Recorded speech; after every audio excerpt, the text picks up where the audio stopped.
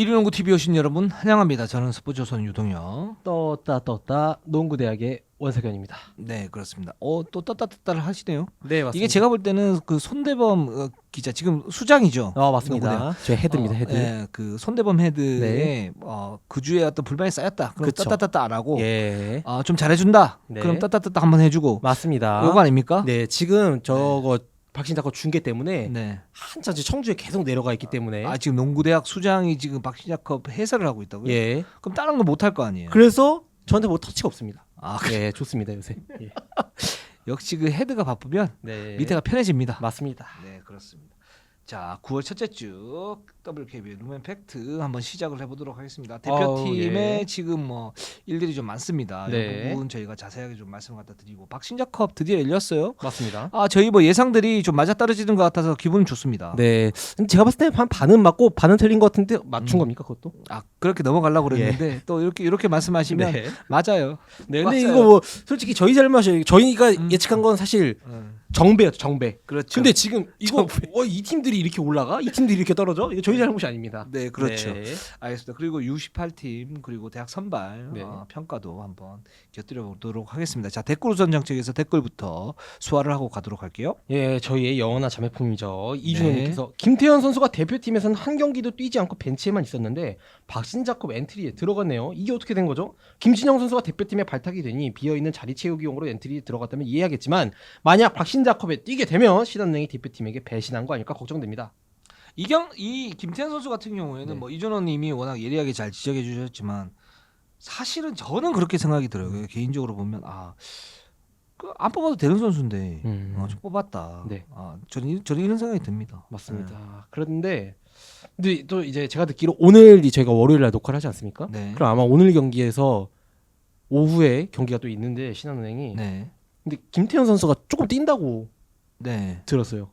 근데 이게 보면 대표팀은 예. 어떤 거냐면 그러니까 이제 거기에서 즉시 전력감이 그쵸. 들어가야 되잖아요. 그러니까 부상 당한 선수가 이제 들어가서 이제 테스트를 받을 수도 있는데 테스트조차 지금 못하는 그런 상태이잖아요. 근데 박신자컵은 조금씩 워밍업을 할 수 있는 거 아닌가요? 저는 네, 좀 맞습니다. 좀 그런 생각이 들어서 요건 살짝 좀 다른 것 같아요. 그러니까 만약에 실전에서 예를 들어서 뛴다 이렇게 됐을 때는 논란이 좀 될 수 있지만 박신자컵은 이제 그거하고 조금 다른 성격의 대회잖아요. 네. 그러니까 유망주들을 테스트하고 또 어떤 뭐 재활이 있는 선수면 재활이 있는 선수를 갖다 테스트해보는.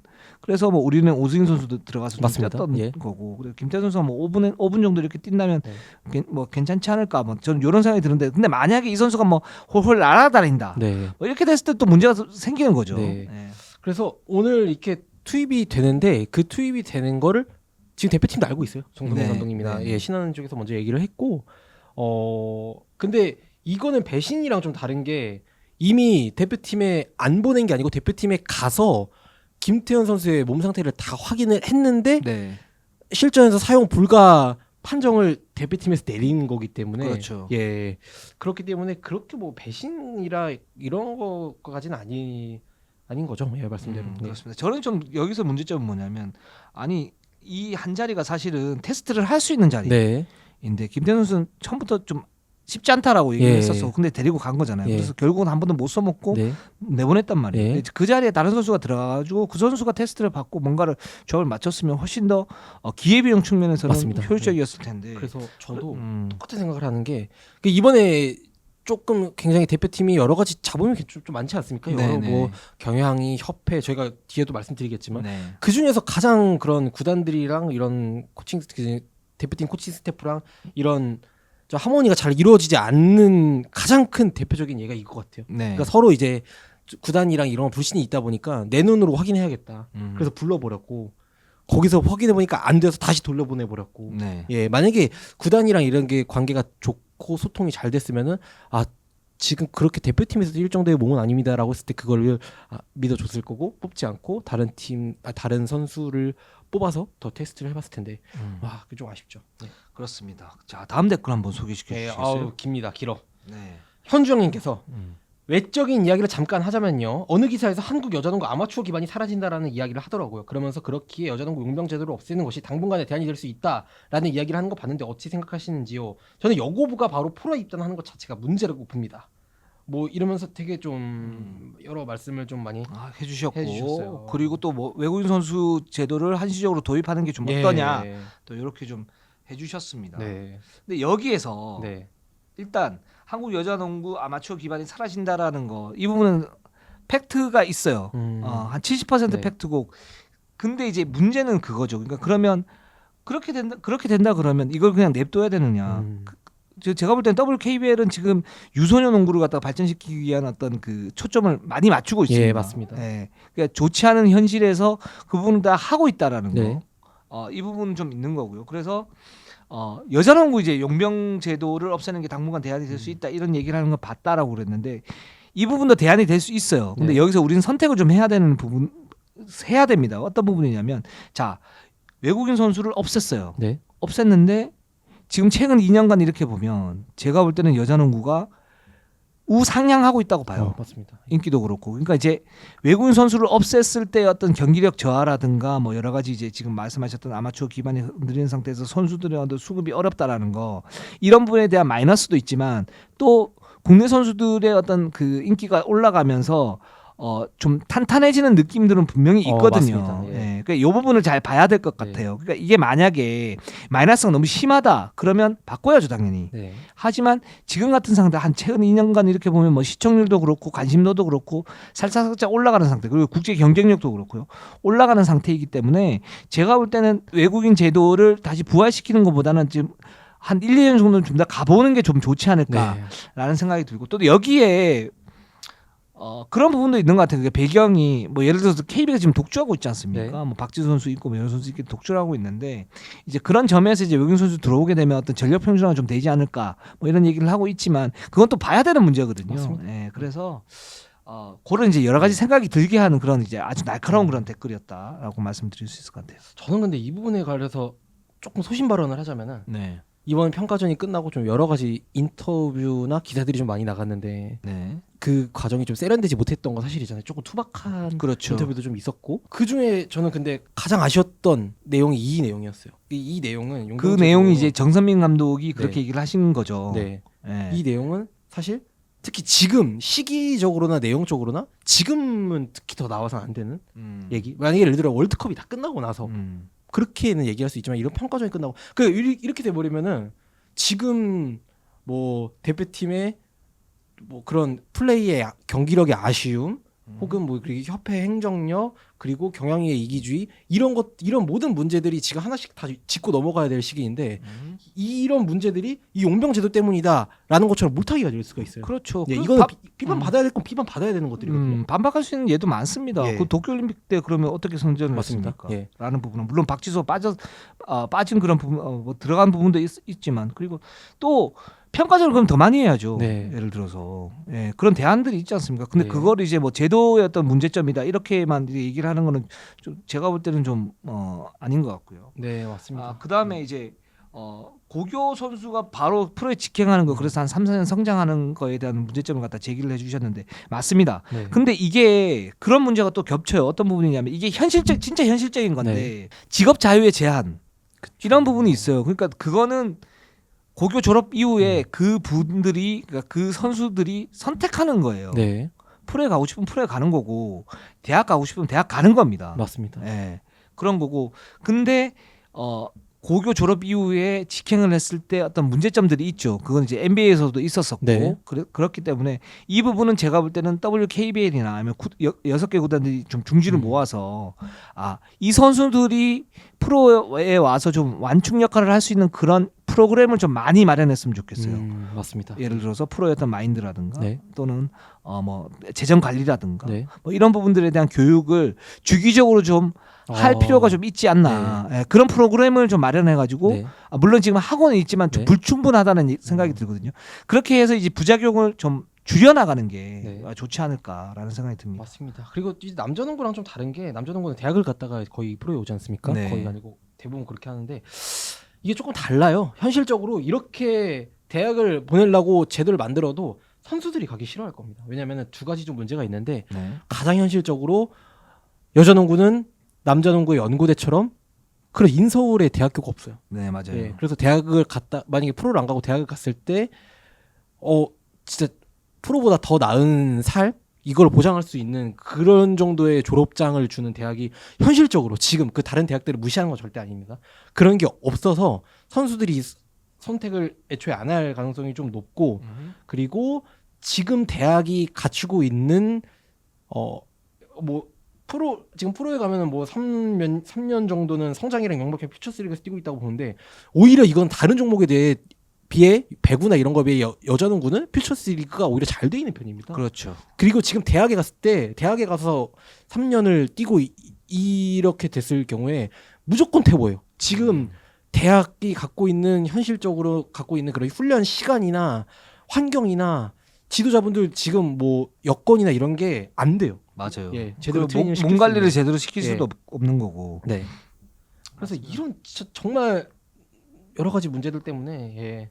그렇다고 지금 뭐 그런 설레로 은퇴 후 바리스타 카페 알바 이런 걸 많이 하는 걸 볼 수 있죠라고 말씀하셨는데 그렇다고 지금 대학 출신 선수들이 은퇴해서 직업을 이렇게 따지는 건 아니지만 엄청나게 뭐 더 훨씬 대단하고 이렇게 하는 건 아니거든요. 네. 예, 그렇기 때문에 그래서 이게 좀 현실적으로 딜레마가 좀 많은데 네. 제가 볼 때는 딜레마가 많은 가운데에서도 저는 최적의 선택을 어느 정도는 하고 있다. 네.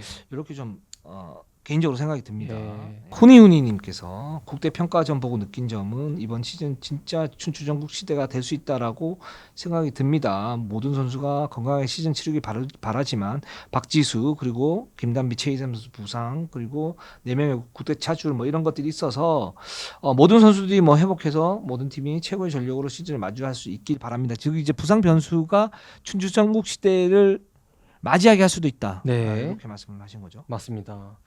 저도 이 말씀에 공감합니다. 만약에 부상 선수가 그리고 다 있다고 하더라도 올 시즌은 뭐 저희가 누누이 말씀드린 것처럼 어느 팀이랑 어느 팀이 붙어도 다 라이벌리가 어느 정도 형성이 돼 있어요. 그렇죠. 예. 그렇기 때문에 이적 선수가 굉장히 많았기 때문에 네. 흥미진진하게 좀 보면 될 것 예, 같아요. 맞습니다. 자, 그러면 일단 저희가 박신자컵 예선 리뷰를 하고 네. 그 다음에 경량유에서 지금 무슨 일이 있고 대표팀에서 어떤 문제점들이 있는지 네. 좀 얘기 좀 해보도록 하겠습니다. 맞습니다. 자, 박신자컵 자 삼성생명입니다. 자 1위 갖다 차지해서 2승을 거뒀고 압도적입니다. 맞습니다. 이 팀에 있는 선수들이 이제 박신자컵의 어떤 레벨은 아니에요. 네. 제가 볼 때는 맞습니다. 네. 예. 그러니까 원래 박신자컵에서 뛸 연차는 맞는데 네. 그러니까 삼성생명의 참 좋은 그런 선순환이죠. 예. 네. 원래 박신자컵 레벨의 선수를 일찌감치 1군에 투입을 해서 원래 박신자컵에 뛸 선수였는데 그 선수를 1군급 레벨로 만들어 버렸어요. 그렇죠. 첫 번째 경기에서 뭐 거의 뭐 압도적으로 네. 지금 뭐 승리를 갖다 거뒀고 기본적으로 이 팀은 단단하다는 게 뭐냐면 리바운드 이후에 속공이 너무 좋고 네. 앞선에 지금 뭐 조수아라든가 신이슬 특히 신이슬 조수아도 좋은데 예. 조수아는 지금 슈팅의 어떤 밸런스를 좀 바꾸면서 슈팅이 굉장히 좋아졌고요. 네. 뭐 속공은 여전히 좋고 신이슬은 여유가 있어요. 맞습니다. 예, 그게 제일 좀 달라졌어요.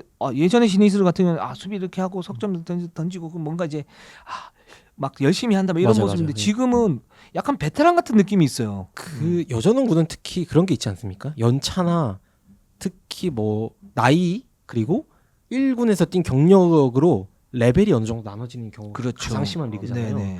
신이슬은 본인이 1군에서 그런 경험을 토대로 파이널에서 뛰었던 3점 슛을 넣었던 그런 경험을 토대로 지금 퓨처스 박신자컵 레벨 선수들 본인의 연차랑 비슷한 선수들한테 레벨을 그어버렸어요. 그렇죠. 본인이. 씹어 먹고 있어요 지금. 네.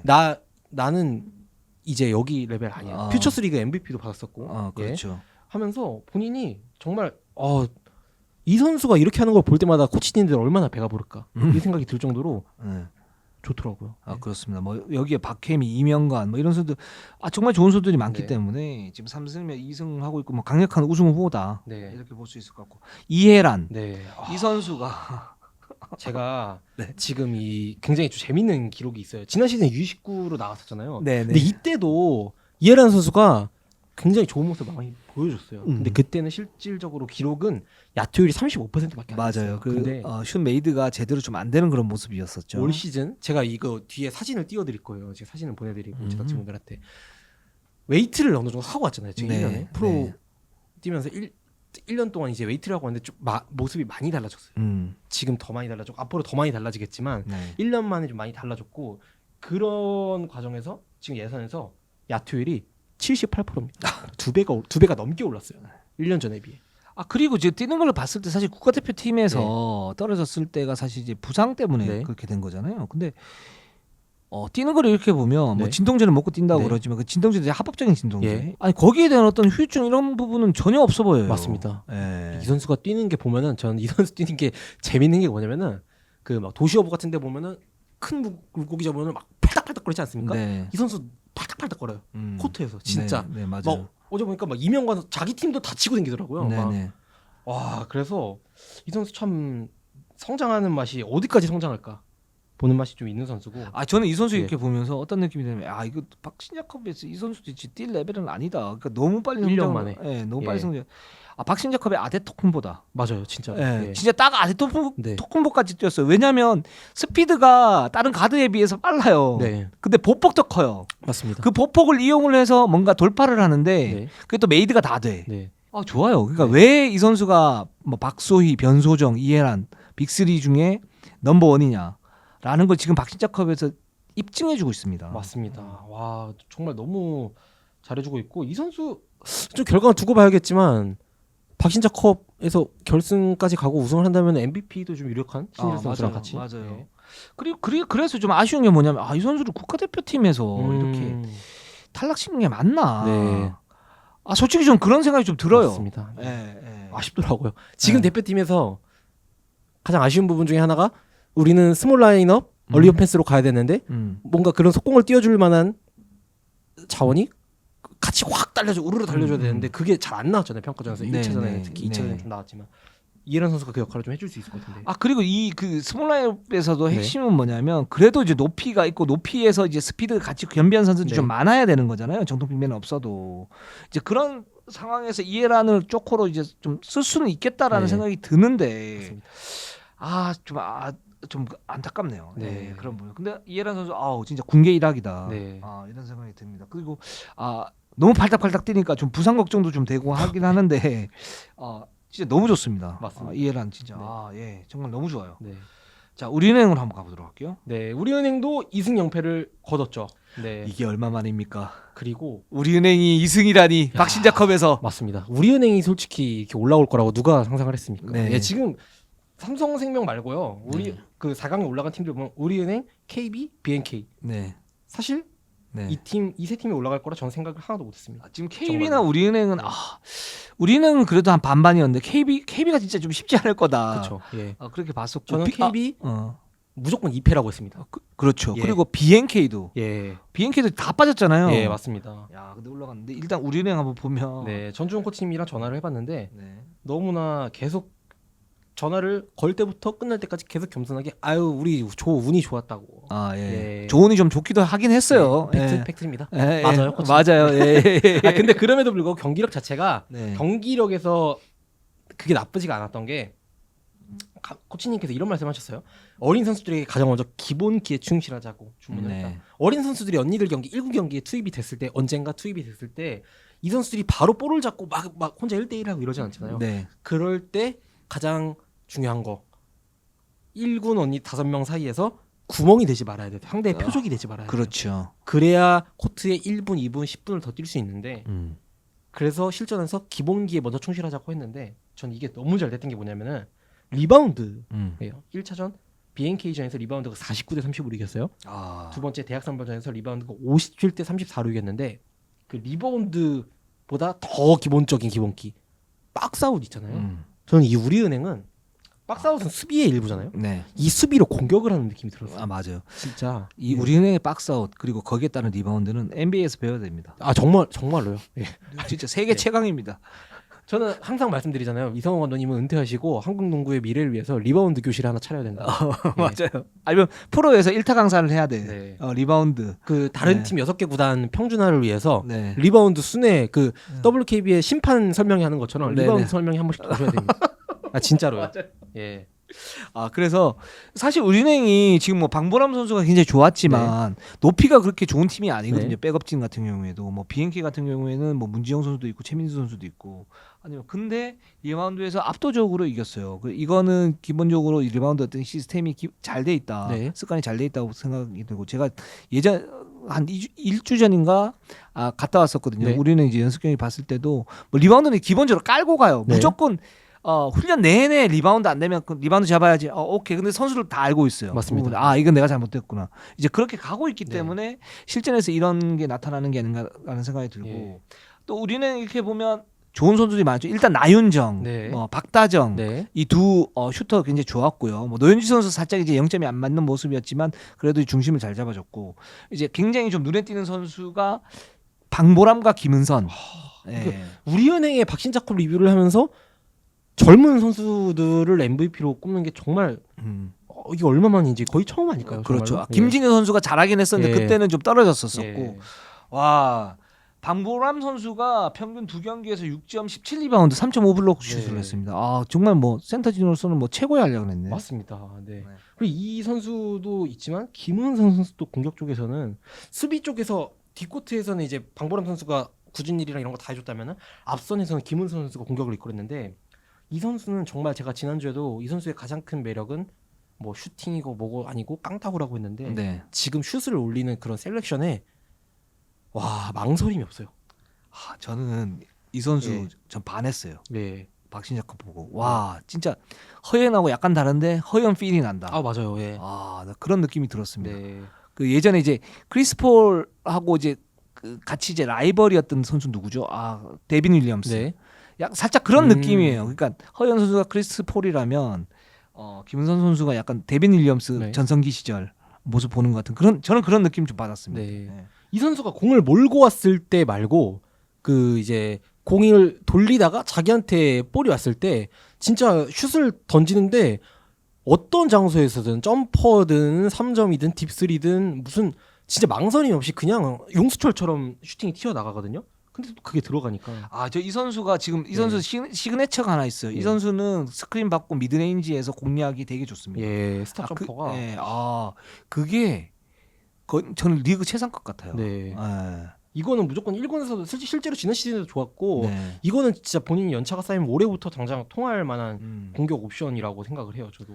그래서 김은선 선수 이렇게 보면 굉장히 좀 안정적이고 사실 1차전 이제 전반에 네. 공격을 많이 안 하다가 전주영 감독이 이제 뭐 박신자급은 감독이니까 정주영 감독이 주문을 했죠. 공격에 좀 더 해라. 네. 이렇게 했는데 거기서 2대2를 하면서 무리 없이 공격이 올라가는데 그게 족족 들어가니까 너무 좋고 이거 오른쪽 왼쪽 돌파가 다 돼요. 또 이 네. 선수는 이제 그런 매력이 있습니다. 특히 왼쪽 돌파가 굉장히 좀 날카롭고 맞습니다. 좋습니다. 그리고 네. 저는 또 하나 봤던 게 뭐냐면 우리은행의 올 시즌의 어떤 그 패턴의 틀 요거 하나 좀 봤는데 최근에 우리는 이렇게 보면 코너 강조를 굉장히 많이 합니다. 네. 이제 코너 강조를 많이 한다는 건 뭐냐면 코너에 이렇게 박아놓으면 최대한 스트레칭을 벌려주는 거잖아요. 네. 그럼 이제 2대1을 했을 때 안쪽 그 골밑 쪽에 스페이싱이 많이 난다는 네. 거고 실제적으로 나윤정이라든가 뭐 노현지라든가 박다정이 코너 쪽으로 최대한 가서 거기서 벌려주고 있고 김은선은 2대1을 합니다. 네. 2대1을 하면서 수비가 붙으면 빼주고 아니면 자기가 직접 해결하거나 2대2 공격을 하고 이런 모습인데 이게 아마 우리은행에 올 시즌 주전들이 들어와도 큰 틀이 아닌가. 그러니까 맞습니다. 지난번 제가 네. 우리은행 연습 경기 갔을 때도 주전들이 들어왔다라는 가정하에서 똑같이 연습을 하더라고요. 네. 이제 그런 이제 패턴들이 나왔었는데 그런 면에서 참 우리은행 박신자컵의 어떤 경기력 예선 두 경기 뭐 운도 좋았지만 그 조별 어떤 네. 그 운도 좋았지만 추첨이 운도 좋았지만 우리는 경기력이 굉장히 좋았다. 네. 그런 생각이 듭니다. 맞습니다. 그리고 뭐 대학 선발전에서 13분 36초 뛰고 1차전에서도 복귀를 했었죠. 비행기전에서도 네. 건강하게 돌아온 오승인 선수도 축하드립니다. 아유 반갑습니다. 네. 오승민 선수 괜찮아 보였어요. 네. 조금씩 올리면 될 것 같아요. 네. 오승인 선수는 뛴 시간이 많지는 않았지만 이 선수는 몸만 건강하다면 1군에서 쓸 옵션이라고 생각을 해요. 네. 네, 그리고 바로 쓸 옵션. 맞습니다. 그리고 키가 큰데 외곽 슛이 되기 때문에 네. 이 선수 전술적으로 지금 쓸 수 있는 그런 선수 5분 쪼코로서는 굉장히 좀 위력적인 카드다. 네. 자 그럼 KB로 한번 가보도록 할게요. 네. KB도 역시 2승 0패를 거뒀는데요. 네. 득실률에서 또 다른 팀이랑 좀 차이가 나가지고 3위가 됐습니다. 그렇습니다. 네. KB가 엄살이었나요? 네.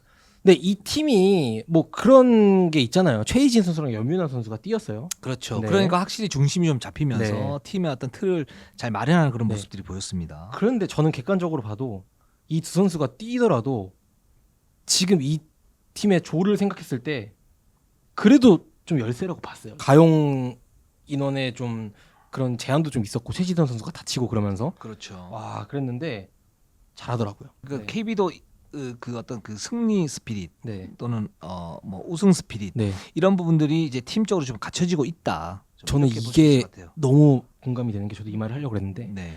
KB가 똑같은 멤버로 하나원큐랑 당장 며칠 전에 연습 경기를 해가지고 제가 알기로 30몇 점 차로 깨졌나 그래요. 네. 예, 똑같은 멤버로 했는데 네. 근데 실전에서 음흠. 이겼잖아요. 그렇죠. 그러니까 이제 우승이나 이런 걸 통해 가지고 실전에서 더 강한 음흠. 진짜 시합용 선수들이 되고 있는 거예요. 밑에 맞습니다. 선수들도. 예. 네. 그 중심에는 또 박지은 선수가 있죠. 저는 이번 대회에서 예선전에서 가장 인상적인 빅맨이 있었다면 박지훈 선수였어요. 맞습니다. 네, 이 예. 선수가 정말 원래 BQ는 좋은 선수라고 좀 소문이 났었어요. 그렇죠. 농구 예. 센스가 좋은 선수. 근데 항상 좀 뭐 건강이나 아니면은 좀 다른 선수들한테 밀려서 박지수 선수, 김선호 선수 국가대표 센터 2명이 있는 팀이니까요. 그렇죠. 예. 그래서 좀 많이 기회를 못 봤었는데 이번에도 몸 상태가 완벽하진 않아요. 지금도. 네. 근데 너무 헌신적으로 스크린을 잘 걸어주고 중간중간 찔러주는 패스들도 너무 좋고 네. 컨트롤 타워예요. 지금 사실 예, 이해주 선수의 리딩이 완전 막 그 모든 걸 막고 있지 않다 보니까 박지수 선수가 컨트롤하고 있는데 언뜻 보면 진짜 1군에서 박지수 선수가 하는 것처럼 트리플 더블도 종종 하지 않습니까? 박지수 네네. 선수가 그것처럼 너무 컨트롤 타워 역할을 잘해주고 있더라고요. 굉장히 좀 헌신력이었다는 부분들이 예. 좀 인상적이었고 이렇게 되다 보니까 팀 동료들에게 시너지를 주는 거죠. 맞습니다. 예. 그래서 그 확실한 어떤 임팩트 뭐 이런 부분보다도 이렇게 딱 보면 저 선수 저렇게 해가지고 너무 좋아. 네. 딱 봤더니만 9득점 7리바운드 7어시스트를 네. 해. 그럴만하지. 네. 이제 이런 느낌을 받는 그런 이제 네. 경기력을 갖다 보여줬어요. 그리고 저는 아까 말씀하신 거 있잖아요. 우리은행이 1군이랑 굉장히 비슷한 조건에서 네. 박신자컵을 준비했다라고 네, 말씀하셨는데 저는 박신자컵에서 KB도 음. 그거랑 정말 비슷하게 지금 하고 있거든요. 그렇죠. 예, 예. 비슷한 패턴들 1군에서도 한 경기에서 뭐 두세 번 정도 나오는 뭐 지퍼컷이나 그리고 그 KB스타즈 특유의 매치업 존 지역 방어를 막 있지 않습니까? 이거를 지금 똑같이 박신자컵에서도 쓰고 있어요. 그래서 지퍼컷이 뭔지 네. 좀 설명을 좀 해주시죠. 그 이제 3점을 던지려 그러는 보통 3점을 던지죠. 그런 슈터나 선수들이 골 밑에 덩커 스팟에 좀 있다가 다운 스크린을 받고 올라오는 예, 그런 컷인데 이 경기 종종 나왔어요. 그렇습니다. 1군에서 종종 쓰이는 패턴인데 네네. 뭐 다른 팀들 많이 쓰지만 그래서 이게 너무 좋았던 게 그러면은 이게 훈련이 이렇게 되면은 뭐가 좋느냐? 나중에 실전에 투입됐을 때 이 선수들이 박지은 선수가 박지수 선수의 빈자리를 위해 투입됐을 때 똑같은 역할을 할 수 있고요. 그렇죠. 네. 이윤미 선수가 최희진 선수, 강희슬 선수의 역할을 대신하기 위해 들어갔을 때 똑같은 역할을 할 수 있고요. 맞습니다. 엄서희 선수가 김민정 역할을 대신해서 들어가서 똑같은 역할을 바로바로 적응할 수 있다는 거예요. 그렇습니다. 똑같은 자리에서. 그렇기 때문에 이 그 백업 선수들의 어떤 경쟁력 그리고 1군 무대에서의 어떤 혼란함을 갖다 줄여주는 그런 효과를 갖다 보일 수 있고 또 팀적으로 보면 이제 부상 변수에 대한 대처가 될 수 있죠. 네, 그래서 맞습니다. 여러 가지 이제 효과가 있습니다. 그래서 KB도 굉장히 좀 인상적이었다. 네.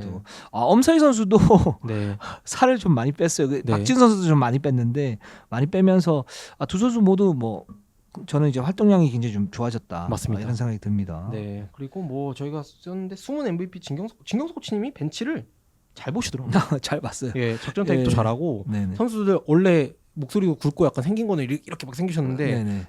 작전 타임도 굉장히 좀 나긋나긋하게 선수도 격려해 줄 땐 격려해주고 지역 방어랑 맨투맨이랑 이거를 잘 정말 섞어 쓰시면서 예 좋은 모습 보여주시더라고요. 벤치에서 굉장히 여유가 좀 느껴졌습니다. 네, 저는 아마 몇 년간 이제 박신자코 벤치가 아니고 다른 팀에 가가지고 진짜 벤치를 보고 있지 않을까 이런 생각도 해봅니다. 충분히 가능하죠. 예. 네, 그렇습니다.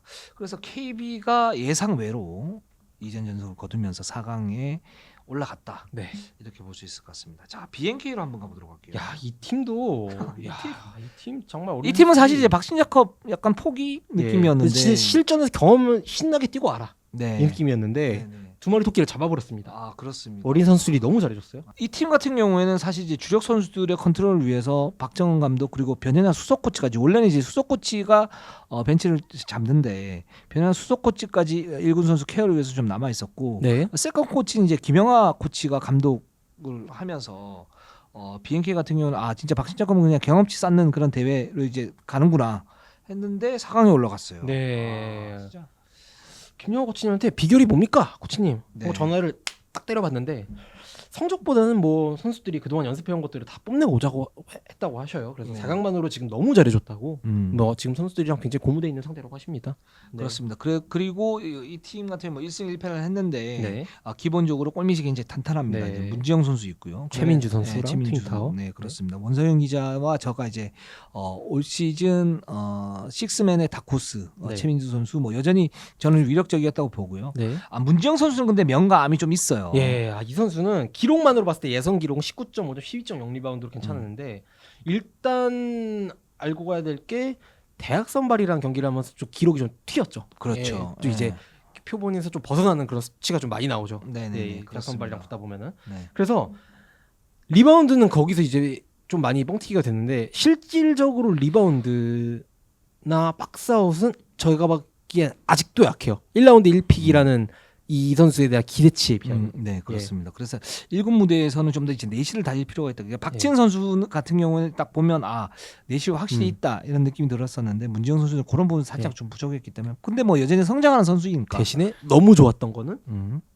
이 선수의 미드레인지는 정말 사기입니다. 그렇습니다. 진하은 선수한테 배웠는지 원래 좋았던 선수긴 했는데 네. 어렸을 때부터 와 지금은 타점도 좋고 너무 다 들어가더라고요. 진짜 앞에 수비가 있든 그렇습니다. 없든. 네. 그래서 문지영 선수 이런 공격력을 좀 살린다면 충분히 이제 백업으로 네. 가능하다라는 맞습니다. 생각이 들고 네. 박경림 선수 예. 이 선수가 삼성생명에서 이제 BNK로 왔는데 원래 이 선수가 이제 돌파가 굉장히 좋은 선수고 네. 굉장히 좀 다부진 그런 이제 플레이를 하는 선수인데 어시스트 능력이 어마어마합니다. 맞습니다. 네. 지금 10.5 어시스트로요. 그 12.5 어시스트인 조수아 선수였나요? 1위랑 좀 차이가 있는데 근데 솔직히 박경림 선수는 삼성생명에서 BNK로 그냥 간 선수예요. 네. 예. 이 왜냐면 선수가 이렇게 할 줄을 누가 알았습니까? 진짜. 좋은 선수였는데 삼성생명 워낙 그 가드진이 유망한 선수들이 많다 보니까 좀 더 어리고 유망한 선수들이 많다 보니까 네. 어쩔 수 없이 그런 선택을 했어야 되는데 팀을 잘 만났죠. 서로 좋은 맞아요. 선수를 위해서 그렇게 잘 풀어준 거고 삼성생명도 BNK도 영입을 정말 잘해가지고 뭐 박경림 선수의 장점이야 사실 다 유명하지만 단점도 다 알고 계시잖아요. 3점 슛이 약한 거. 그렇죠. 근데 3점 슛이 약하고 패스가 좋은 1번 이 선수를 그 선수를 위해 가장 시스템이 잘 만들어져 있는 게 BNK예요. 맞아요. 안혜지 선수가 좀 그렇기 때문에 예. 그래서 아마 안혜지 선수의 좋은 백업으로 당연히 3점도 갖추면 좋겠지만 언제든 투입될 수 있는 또 역설적으로 말하면 그런 팀이기 때문에 저는 굉장히 좋게 보고 있습니다. 하나만 큐로 한번 가보도록 할게요. 하나원큐는 1승 1패를 거두긴 했는데요. 5위에 그치면서 4강에는 실패를 했습니다. 네, 그렇습니다. 그 하나원큐가 사실 좀 기대를 좀 많이 했었는데 네.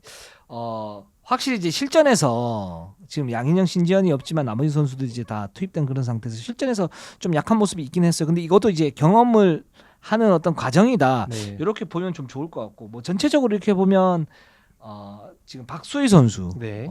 괜찮았습니다. 네, 저는 솔직히 기록만 봤을 때 김지영 선수 너무 잘해줬고요. 네. 정민 선수도 잘해줬는데 네. 저는 가장 눈에 띄는 선수는 박신자커의 취지에 맞게 유망주를 발굴하는 무대니까 뭐 모든 기록을 다 떠나서 전 박소희 선수의 움직임이나 이런 게 조금 자기의 모습을 보여준 무대였던 것 같아요. 이 선수가 잠재력은 굉장히 높죠. 네. 그리고 가드로서 이제 뭐 제2의 박혜진이다 뭐 이런 네. 얘기를 할 정도로 잠재력이 굉장히 높은 선수고 실제로 이렇게 봐도 기본적인 개인 태클링 이런 부분은 되게 좋은 것 같아요. 그러니까 네. 드리블링이 좋고 또 어떤 돌파는 좋은데 문제는 메이드가 안 되는 거. 네, 맞아요. 메이드가 안 돼요. 네, 메이드가 안 되는 게 네. 문제인데 그런 부분들은 일단 드리블링이나 어떤 돌파나 뭐 센스나 이런 부분들이 갖춰져 있기 네. 때문에 이 선수가 좀 노력을 해야 되는 그런 부분이 아닌가. 예. 이게 안 되면 사실은 백업으로 쓸 수 있지만 써도 임팩트는 떨어질 수 있기 때문에 이제 내신을 좀 갖춰야 될 때가 아닌가라는 네. 생각이 좀 들었어요. 이 선수가 보여준 장면이 하나 있죠. 뭐 네. 그 가운데에서 이제 탑 쪽에서 돌파를 해가지고 뭐 네. 페이크로 아이 페이크로 해가지고 다 제낀 다음에 레이업을 딱 올려놨는데 정말 멋진 장면이었어요. 진짜 정말 NBA에서도 나오기 쉽지 않은 명장면이 다 뚫어놓고 레이업을 놓쳤어요. 네. 근데 그 레이업을 놓친 장면이 이번 박신자커 포털 사이트에서 가장 조회수가 높았습니다. 맞았습니다. 9천이 넘었던 것 같아요. 네, 제 기억으로는. 네. 그 정도로 정말 멋진 장면이 나왔는데 이 선수의 약간 저희가 인터뷰도 하고 왔지만 옛날에는 컴패리진이 박혜진이라고 했는데 지금 신지현 선수로 바뀌었다 그랬어요. 네네. 근데 실제로 이런 본인의 그런 돌파나 패스 줄 때 리듬이 신지현 선수가 언뜻 보이더라고요. 예. 그리고 본인만의 일단 리듬이 있다는 게 본인이 뭔가 본인의 좀 공격 스타일이 있다는 것 자체가 저는 이제 이 유망주 이제 2년차 선수인데 그게 굉장히 좀 보기 좋았고 저는 이렇게 볼 때 드리블이나 돌파 능력, 네. 그 잠재력만 놓고 보면 좀 더 이제 개발을 한다면 전 신전보다 더 나을 것 같아요. 이 선수가. 네, 저 극찬이죠 진짜. 예, 근데 문제는 이제 신전 선수는 이제 슈팅의 어떤 메이드가 극강 아닙니까? 네. 1대1 돌파에 의해 가지고 뭐 미드레인지 점퍼라든가 아니면 석점 던지는 거라든가 아니면 골밑 돌파는 살짝 약하긴 한데 극강인데 이 선수는 이제 그게 안 되니까 네. 그 부분을 좀 이제 수정을 하면 제가 볼 때는 충분히 하나원 큐에서 백업으로 성장을 하면서 주전까지 갈 수 있지 않을까라는 네.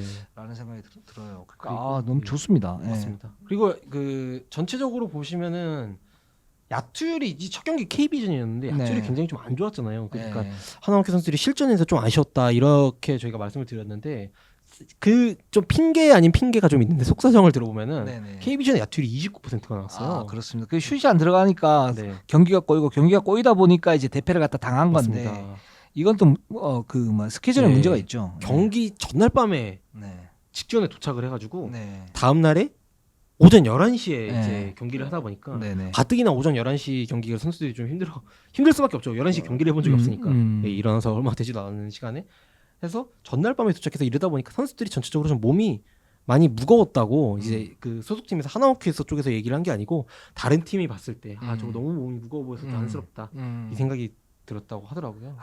그래서 좀 안타깝습니다. 그 하나원 큐가 박신야컵에서 경험치를 좀 먹고 좀 뭐 결승까지 가서 네, 좀 이기는 맛을 좀 보고 네. 선수들이 자신감을 딱 찾고 개막전을 기다렸으면 참 좋았을 텐데. 그렇죠. 예. 근데 1승 1패를 하면서 5위가 네. 됐습니다. 그러나 맞습니다. 뭐 하나원 큐 나쁘지는 않다라는 네. 생각이 들고 좀 과제들이 있는데 이 부분들은 고민을 하면서 계속 고쳐야 될 것 같아요. 맞습니다. 하나원 큐는. 네, 그렇습니다. 그런 이제 박신야컵이었다. 네.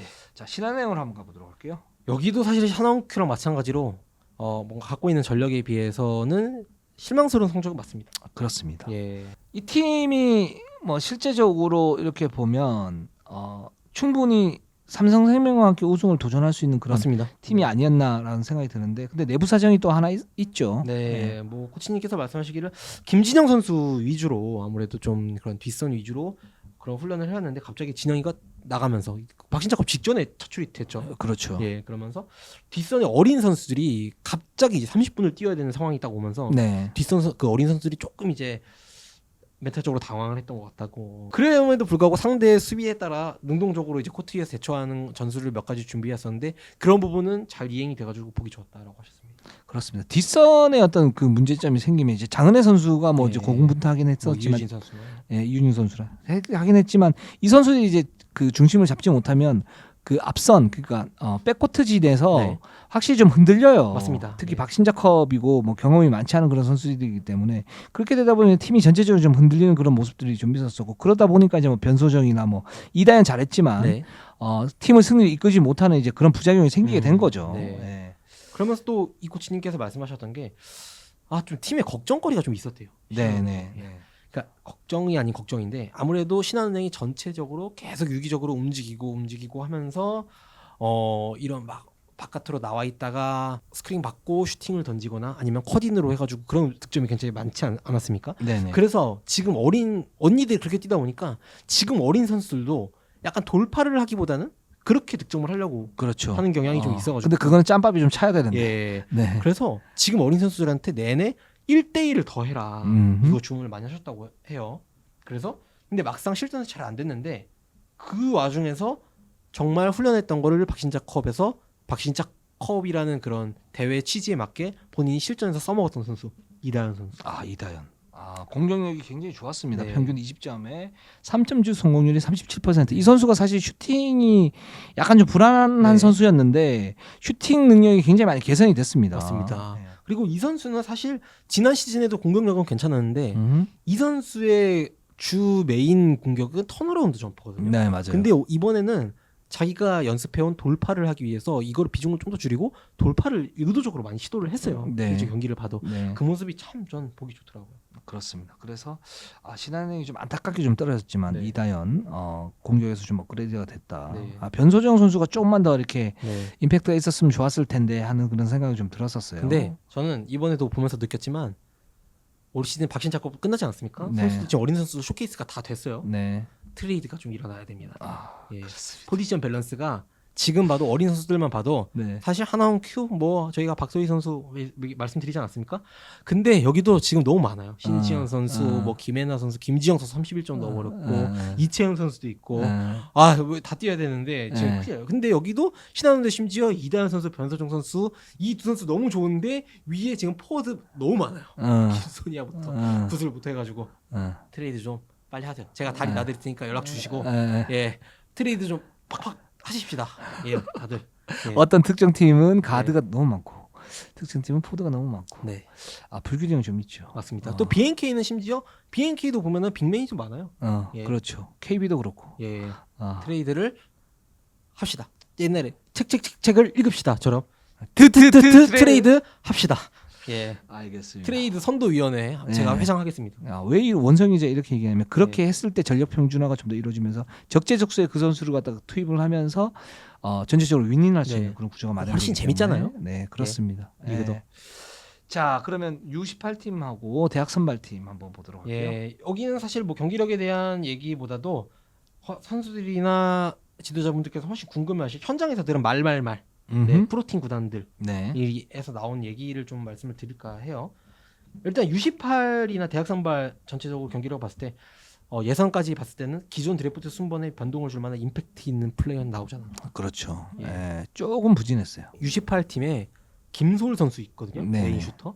이 선수의 3점 슛은 프로에서도 통할 수준이다. 찐이다. 예, 딥스리도 좋고 찐이야. 네, 이 선수가 이제 내년에 드래프트에 나오죠. 예, 그래서 괜찮은 수준이 있는데 다만 슈팅은 정말 좋은데 그 외에는 아직 좀 연습을 많이 더 해야겠다. 그렇죠. 숙제를 같이 내주셨어요. 그렇습니다. 그 장점은 발휘를 하고 단점 메우면 김소울 선수 대성할 겁니다. 네.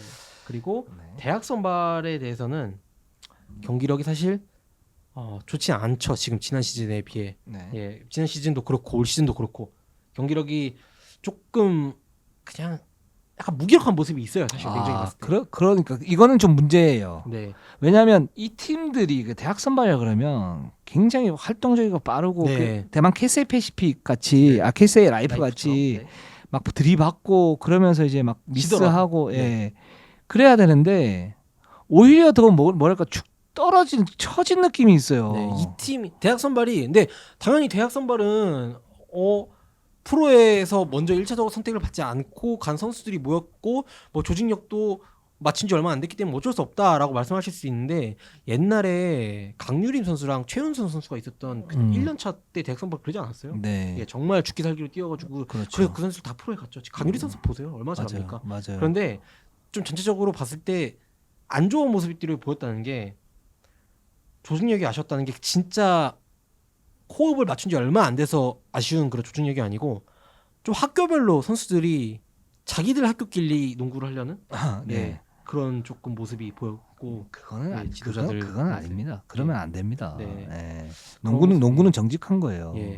보였고 또 두 번째로는 이거 정말 실질적인 얘기인데 대학 선발에서 바로 프로팀들이 스카우팅할 때 바로 1군급 선수 이 대학 선수 무조건 바로 우리 오면 우리 1군이지 이렇게 생각하지 않아요. 그렇죠. 근데 이 선수를 왔을 때 우리의 백업으로 팀에 와서 백업으로 투입을 했을 때 얼마나 좀 간절하게 뛰고 기본기에 충실한 선수가 있나 이런 걸 보는데 아무래도 점수차가 벌어지지 않습니까? 선수들도 이제 처지는 거예요. 그러면서 기본적인 박스아웃을 놓치고 자기 매치를 놓치고 컨테스트 같은 거 3점에 상대가 던졌을 때 따라 나가서 손을 끝까지 뻗어주고 이런 모습을 보여줘야 되는데 오히려 이게 프로팀보다 더 점점 없어지는 거예요.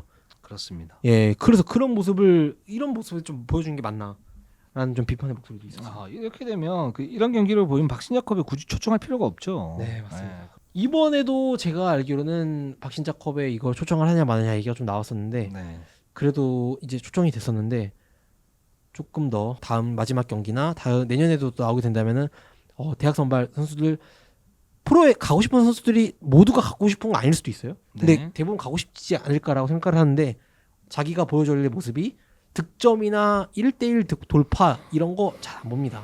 오히려 이런 기본적인 거에 했을 때 마이너스 됐을 때 더 훨씬 커요.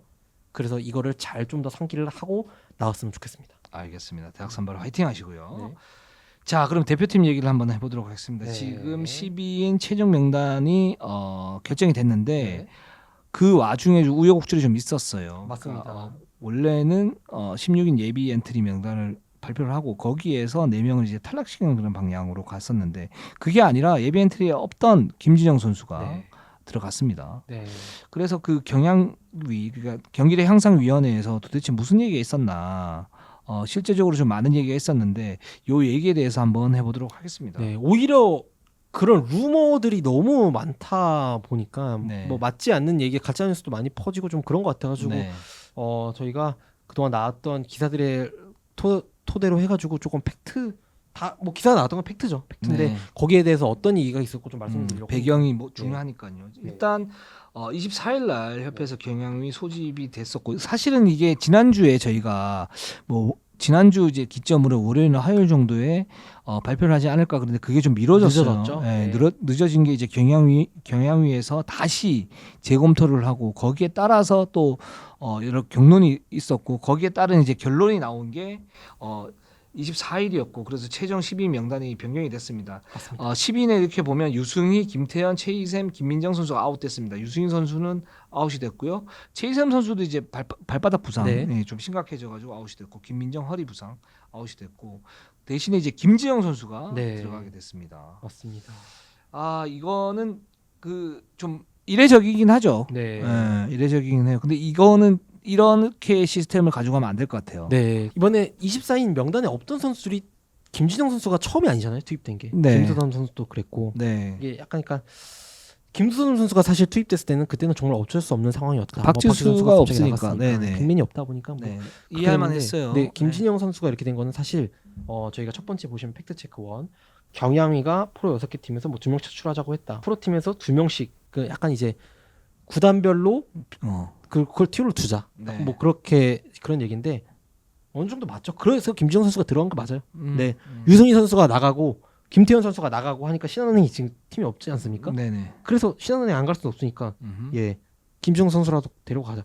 김지영 선수한테 미안한 얘기지만 이게 현실인 맞습니다. 그게 근데 이게 좋지 않아요. 예 맞습니다. 네. 옳은 방향이 절대 아니죠. 그리고 기본적으로 대표팀은 최강팀을 뽑는 게 맞아요. 네. 잘하는 선수를 데리고 가야 됩니다. 네. 뭐 프로의 어떤 안배 이런 거 필요 없어요. 예. 그걸 왜 하는 거예요, 도대체? 네. 그런데 어. 정말 안타깝게도 지금 경기력이 최상의 경기력도 아니었는데 평가전을 통해서 평가전이 끝나고 이런 얘기가 나왔고 실제로 거의 그렇게 됐어요. 지금 거의 다 구단별로 2명씩이 예 그렇죠. 얘기 완성이 됐죠.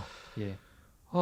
그래서 이거는 좀 문제 좀 있다. 예. 제가 볼 때는 앞으로 제 대표팀 할 때도 경영위는 좀 알아야 되는 부분들이 뭐냐면 리그를 먼저 생각하면 안 되죠. 일단 기본적으로 리그를 먼저 생각하면 안 되고 그러니까 대표팀에서 최강의 어떤 멤버를 그냥 구성을 해야 되는 거예요. 그냥 만약 그 어떤 부상 변수가 생겼다 그러면 그 다음 잘하는 선수 그리고 감독이 거기에서 포지션별로 원하는 선수를 데리고 오는 게 맞아요. 네. 맞기 때문에 그래서 네.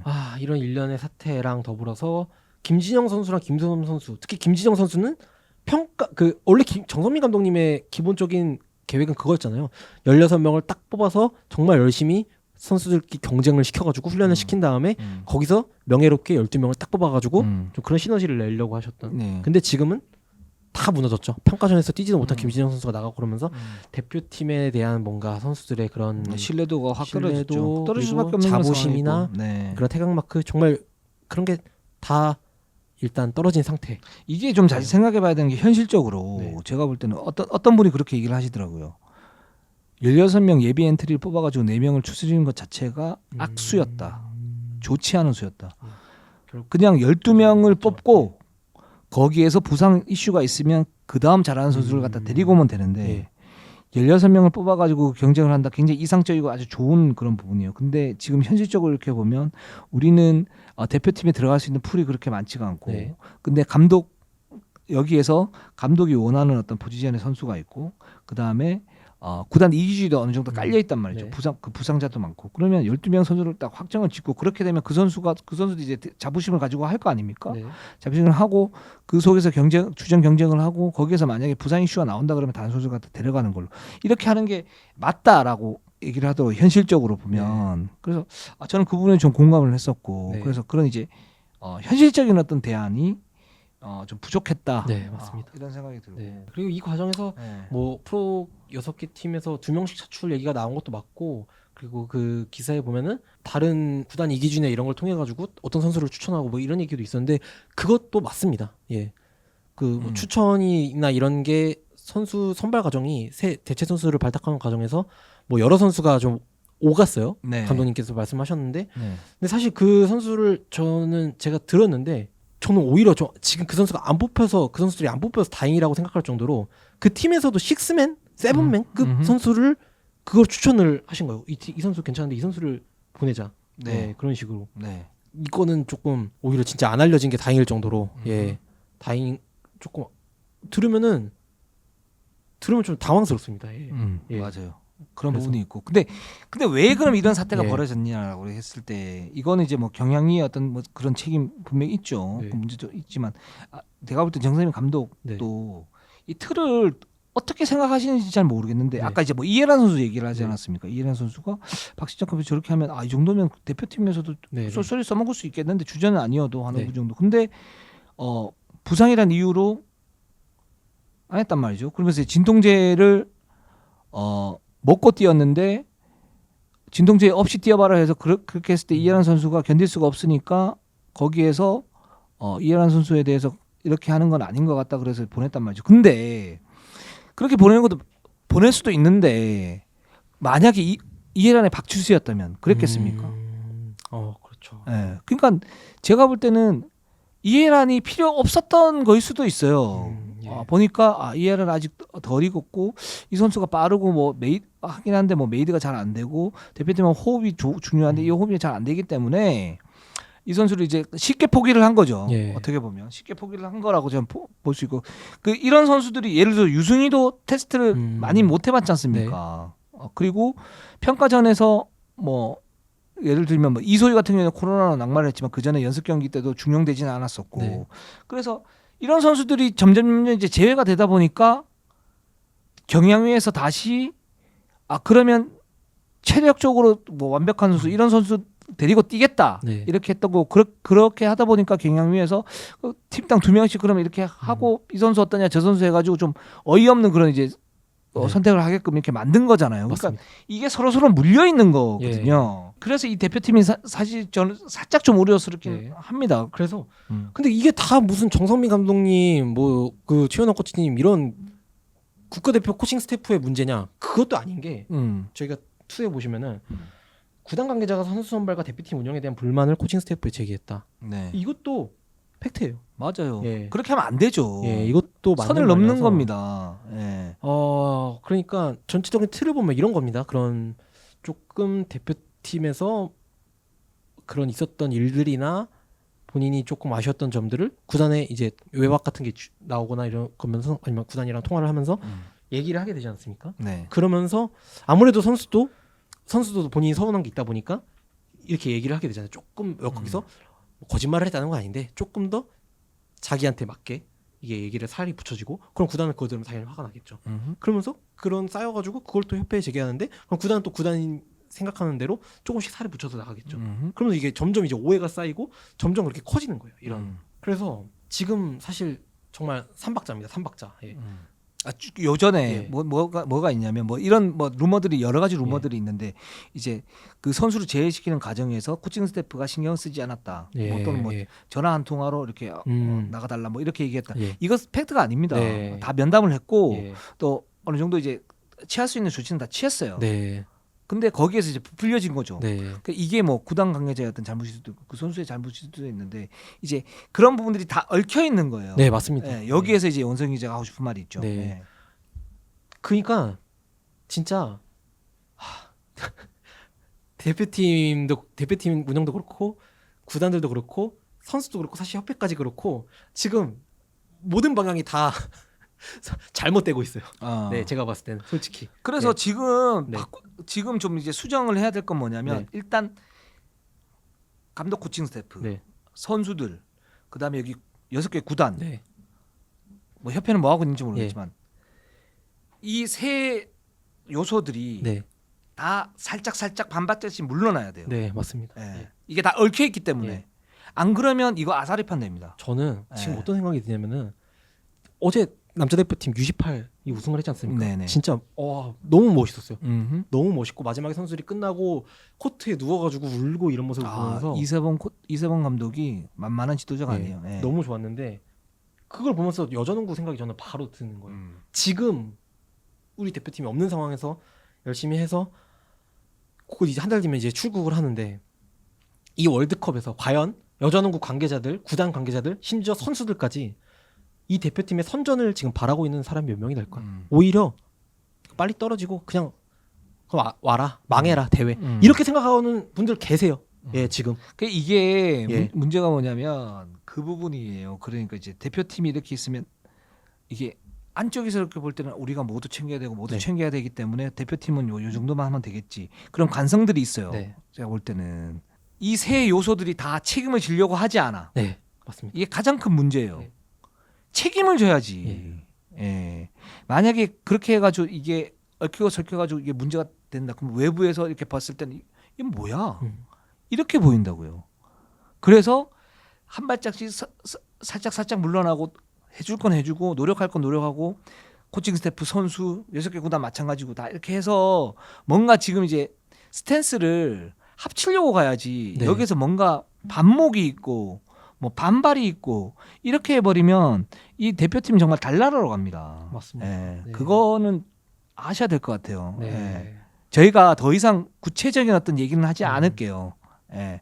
많은 얘기들이 있고 저희가 취재를 갖다 했을 때는 이런 부분에 대해서 이제 확인이 다 된 그런 네. 상태인데 지금 아직도 기회는 저는 남아 있다고 생각이 네. 들거든요. 그러니까 대표팀 진짜 정말 힘들잖아요. 네. 선수들 뭐 네. 다른 금전적인 보상이 있는 것도 아니고 네네. 그냥 진짜 힘들게 나가서 오는 건데 뭐 금전 뭐 그런 게 없어? 그러면은 대표팀에 대한 명예랑 자부심이라도 있어야 돼요. 맞아요. 예, 그거를 하루빨리 좀 다 같이 힘을 모아서 다음 대회부터는 적어도 다음 대회부터는 좀 이게 회복이 돼서 선수들이 가고 싶은 대회, 예, 가고 싶은 대표팀, 달고 싶은 태극마크가 다시 됐으면 좋겠습니다. 예, 아시안 게임도 있지 않습니까? 예, 맞습니다. 그렇기 때문에 아직 늦지 않았습니다. 네. 그러니까 저희도 굉장히 애정 어린 그런 네. 눈길로 대표팀을 볼 테니까 우리 대표팀 그 관계자 여러분 그리고 선수 여러분 네. 그리고 6개 구단 여러분들 다 같이 좀 힘을 모아서 좀 했으면 좋겠어요. 추상적인 얘기긴 하지만 지금 아직 늦지 않았어요. 그러니까 조금씩만 물러나서 네. 대표팀이 정상적으로 갈 수 있도록 여러분들이 좀 노력을 해주셨으면 좋겠습니다. 맞습니다. 자, 그럼 오늘 방송은 여기까지 하도록 하겠습니다. 우리는 네. 항상 최선을 다하겠습니다. 네이버 유튜브 구독, 좋아요, 알람. 감사합니다.